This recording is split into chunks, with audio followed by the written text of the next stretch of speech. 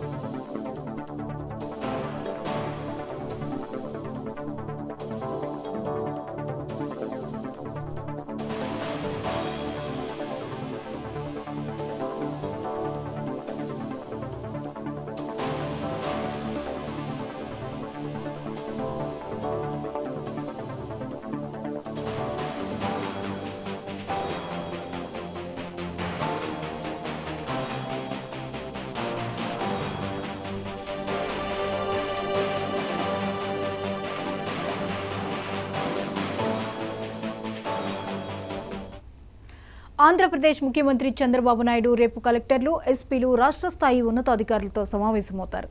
సచివాలయం 5వ బ్లాక్లో ఉదయం 10 గంటలకు మొదలై రాత్రి 8 గంటల వరకు జరిగే సుదీర్ఘ సమావేశంలో అనేక అంశాలు ప్రస్తావనకు వస్తాయని తెలుస్తోంది. ఈ అంశంపై మరిన్ని అప్డేట్స్ ని మా బ్యూరో చీఫ్ రాఘవేంద్ర అందిస్తారు. రాఘవేంద్ర, చెప్పండి, రేపు చంద్రబాబు నాయుడు ఒక సుదీర్ఘమైనటువంటి సమీక్ష నిర్వహించినట్లుగా తెలుస్తోంది. వివరాలేంటి? జ్యోతి, ఏదైతే రాష్ట్రంలో కూటమి ప్రభుత్వం ఏర్పడిన తర్వాత ఒక పక్కన ఇప్పటికే కూడా చూస్తా ఉంటే రాష్ట్ర వ్యాప్తంగా ఒక పక్కన ఐఏఎస్లు అయితేనేమి ఐపీఎస్ల ట్రాన్స్ఫర్లు కూడా జరుగుతున్నాయి. ఈ నేపథ్యంలో ఇప్పటికే ఒక పక్కన అధికారుల ట్రాన్స్ఫర్లు కూడా కొలిక్కొచ్చినట్లు కూడా తెలుస్తుంది. ఈ నేపథ్యంలోనే రాష్ట్రానికి సంబంధించి కీలకంగా కూడా అభివృద్ధి పదం వైపు నడిపించడానికి ముఖ్యంగా కూడా రాష్ట్ర వ్యాప్తంగా అన్ని జిల్లాల నుంచి ఐఏఎస్లు, ఐపీఎస్ల సమావేశం రేపు అమరావతిలోని ఈ సచివాలయంలో జరగనుంది. ముఖ్యంగా చూసుకుంటా ఉంటే ఏదైతే రాష్ట్రానికి సంబంధించి అంటే 2 రోజులుగా నిర్వహించాల్సిన సమావేశం రేపు ఒక్క రోజే నిర్వహిస్తున్నారు. రేపు ఉదయం నుంచి రాత్రి 8 గంటల వరకు కూడా పూర్తి స్థాయిలో నిర్వహించేందుకు పూర్తి స్థాయిలో కూడా అధికారులంతా కూడా సన్నద్ధం చేశారు. ఇప్పటికే దీనికి సంబంధించి ఒక పక్కన అన్ని రకాలుగా అంటే ఒక పక్కన పాలనా పరంగా అయితేనేమి, అదేవిధంగా సంక్షేమ ఫలాలు ప్రతి ఒక్కరికి కూడా చేరే విధంగా కూడా అన్ని రకాలుగా కూడా దీనికి సంబంధించి మీటింగ్ లో కూడా చర్చించే అవకాశాలు కనిపిస్తుంది. ఇప్పటికే కూడా జిల్లాలకు సంబంధించి ఏదైతే సమస్యలు ఉన్నాయో వాటికి సంబంధించి ఒక డేటాను అయితే ప్రభుత్వానికి కూడా తెప్పించుకున్నట్లు కూడా సమాచారం ఉంది. దీనికి సంబంధించి ముఖ్యంగా చూసుకుంటా ఉంటే ఏదైతే వ్యవసాయం అయితేనేమి, అదేవిధంగా అటవీ సంపద గనుల పైన కూడా పూర్తి స్థాయిలో కూడా ఒక పక్కన ఐఏఎస్లకి అయితేనేమి పూర్తి స్థాయిలో కూడా ప్రజెంటేషన్ ఇచ్చే అవకాశం కూడా కనిపిస్తుంది.